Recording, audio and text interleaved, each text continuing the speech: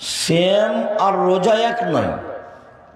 রোজা মানে উপবাস থাকা, গালি দিয়ে উপবাস থাকা যায়, দাড়ি চেঁচে উপবাস থাকা যায়, ধোকা দিয়ে উপবাস থাকা যায়,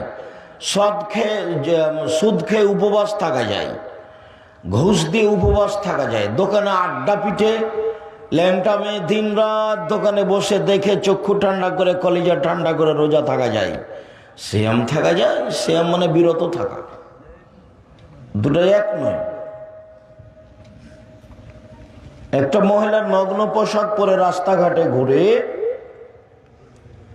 রোজা থাকতে পারে, সিয়াম থাকতে পারে না। ছোট ব্লাউজ পরে পেট দেখে রাস্তাঘাটে চলে, ও রোজা থাকতে পারে, সিয়াম থাকতে পারে না। সিয়াম মানে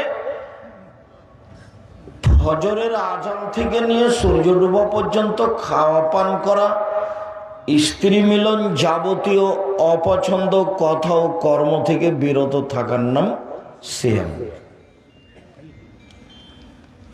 আল্লাহর নবী বলেছেন যে সিয়াম পালনকারীকে যদি কেউ সিয়াম পালনকারী লাম আসখাব অলম এরফস, কোনো অপছন্দ অশ্লীল কাজে লিপ্ত হতে পাবে না, আর হইচইমূলক কোনো অপছন্দ কর্মকাণ্ড ঘটাতে পাবে না।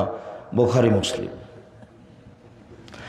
আবার আল্লাহর নবী বলছেন যে মাল্লাম ইয়াদা কাওলা জুরে ওয়াল আমালা বিহি, যে ব্যক্তি মিথ্যা কথা ছাড়লো না, অপছন্দ কথা ও কর্ম ত্যাগ করলো না, তার না খেয়ে থাকলেই কি আর না থাকলেই কি, এতে আল্লাহর কোনো প্রয়োজন নাই। তাহলে ফলাফল কি হলো?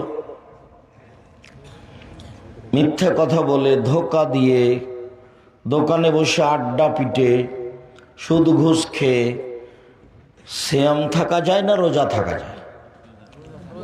রোজা থাকা যায়, সিয়াম নয়। সিয়াম তো একটা ভিন্ন ধরনের ইবাদত, একেবারে ব্যতিক্রম ইবাদত।